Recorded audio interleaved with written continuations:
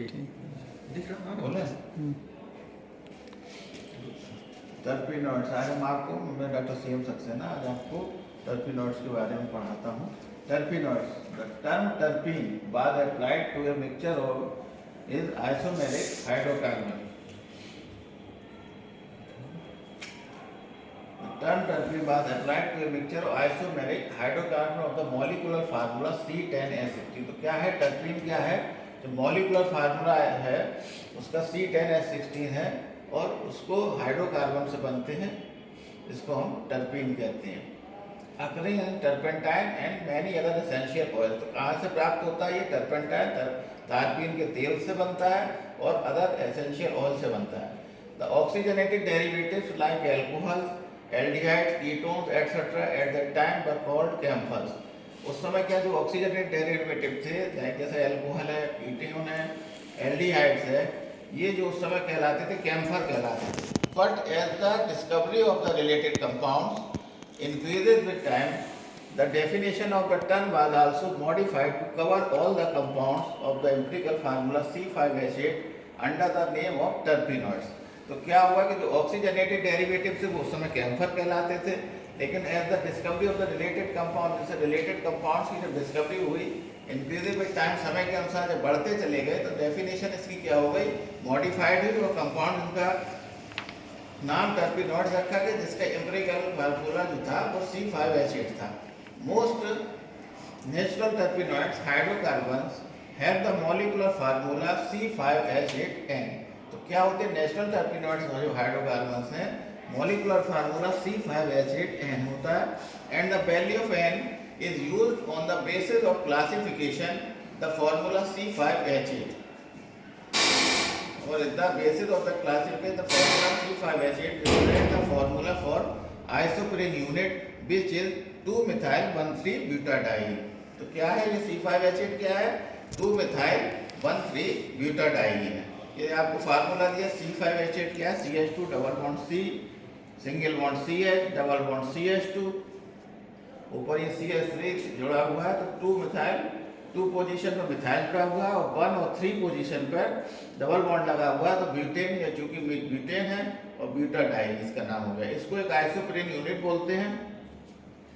Thus according to the value of N we have got the following classification। Thus according इसके value के अंदर N जो है, we have got the following classification का हम लेते हैं: class, number of isoprene unit और मॉलिक्यूलर फार्मूला। तो अगर n बराबर 1 रखते हैं तो हेमीटर्पियंस इसको बोलते हैं या आइसोप्रीन बोलते हैं C5H8। दूसरा मोनोटर्पिनॉइड्स और टर्पीन, इसको कहते हैं C10H16। हमने आपको ऊपर बताया कि C10H16, तो n बराबर 2 का रखेंगे तो C10H16 फार्मूला आएगा। इसको या तो टर्पीन कहेंगे या मोनोटर्पिनॉइड्स कहेंगे। इसके बाद सेस्क्यू टर्पिनॉइड्स n बराबर 3, C15H24। सेस्क्यू टर्पिनॉइड्स n बराबर 3, C15H24 सेस्क्यू टर्पिनॉइड्स कहेंगे, और n बराबर 4, C20H32 डाइटर्पिनॉइड्स। इसके बाद अगर n बराबर 5 रखेंगे तो C25H40 सेस्टर टर्पिनॉइड्स कहेंगे, और n बराबर 6 होगा तो C30H48 ट्राइटर्पिनॉइड्स होगा। इसके बाद अगर n बराबर 8 रखेंगे तो C40H64 टेट्राटर्पिनॉइड्स होगा। अगर n बराबर n हो गए तो पॉलीटर्पिनॉइड C5H8 का n होगा। अब इसका आइसोप्रीन रूल। अब क्या हुआ? आइसोप्रीन यूनिट को कौन सी है? 1,3-मिथाइल-ब्यूटाडाइन होता है। 2-मिथाइल-ब्यूटाडाइन को आइसोप्रीन यूनिट कहते हैं। तो the internal decomposition of terpenoids gives isoprene as one of the products. This shows the skeletal structure of all naturally occurring terpenoids can be built up of isoprene units। तो ये बताया कि अगर कोई thermal composition करते हैं, तोड़ते हैं टर्पिनॉइड्स को, तो गिव देती है isoprene as one of the product. इसमें एक आइसोप्रीन का वन प्रोडक्ट प्राप्त होता है। This shows the skeletal structure of all naturally occurring terpenoids can be built up of isoprene unit. इसको अगर तोड़ते हैं तो हमको क्या मिलती है? एक आइसोप्रीन यूनिट बनती है। तो इसको हमारा ये अंदाज लग जाता है कि ये आइसोप्रीन यूनिट से बना हुआ है। तो this is known as the isoprene rule it was first pointed out by बॉलेज इन 1887। बॉलेज एक साइंटिस्ट थे, उन्होंने 1887 ईस्वी में इसको डिस्कवर किया, इसको खोजा कि ये जो आइसोप्रीन यूनिट है, टर्पेनॉइड्स हैं, जब हम तोड़ते हैं तो एक आइसोप्रीन यूनिट मिलती है, तो इसको फर्स्ट पॉइंटेड आउट बाय बॉलेज ने किया, इसको आइसोप्रीन रूल नाम दिया गया। फर्दरमोर इनगोल्ड इन द ईयर 1925, बाद में क्या हुआ, इनगोल्ड साइंटिस्ट से उन्होंने 1925 ईस्वी में इसको पॉइंटेड आउट किया कि that the isoprene unit in natural terpenoids was joint head to tail and their head to tail union referred to as the special isoprene rule. तो उन्होंने क्या किया, इनगोल्ड ने 1925 से बताया कि ये हम जब इसको तोड़ते हैं या जुड़ते हैं ये आइसोप्रीन यूनिट, तो हेड टू टेल जुड़ते हैं, तो उन्होंने ये एक नया रूल दिया, स्पेशल आइसोप्रीन रूल, इसका नाम रखा गया कि स्पेशल आइसोप्रीन रूल है। For example, in a terpenoid of the formula C10H16 the isoprene unit are linked in the following manner, head और tail CH2 double bond C single bond CH3 CH double bond CH, ये head to tail जब जुड़ते हैं तो उन्होंने ये इनगोल्ड ने 1925 से बताया ये आइसोप्रीन यूनिट है, ये माइसिन बन गया, माइसिन, उन्होंने बताया कि हेड टू टेल जुड़े हुए, इसको स्पेशल आइसोप्रीन रूल कहा गया। It should be noted that this rule is very useful. इससे क्या हुआ, ये रूल इसलिए यूजफुल था कि हम head to tail isoprene unit को जोड़ते चले जाते थे और हमको कई स्ट्रक्चर, कई कंपाउंडों का स्ट्रक्चर पता चल जाता था, जिससे हमको जानकारी मिल जाती थी कि इस तरह का इसका एक स्केलेटन होगा, इसका एक स्ट्रक्चर होगा। It should be noted that the rule is very useful but not a fix rule. बाद में क्या हुआ कि बहुत सारे और कंपाउंड आ गए, सेवरल एक्सेप्शंस आ गए, अकर्ड जैसे लेवेंडोल आज joint tail to tail at their centre. बाद में और कंपाउंड्स आए तो कुछ टेल टू टेल जुड़ रहे थे, कुछ हेड टू हेड जुड़ रहे थे, तो ये कोई फिक्स रूल नहीं बना। इसको स्पेशल आइसोप्रीन रूल तो अच्छा था, लेकिन बाद में ये फिक्स नहीं रह पाया। अब इनका आइसोलेशन ऑफ टर्पेनॉइड्स, अब इनको आइसोलेशन कैसे करते हैं, इनको निकालते हैं। Plants containing essential oil usually have the greatest concentration at some particular time, जैसे जैस्मिन एट सनसेट।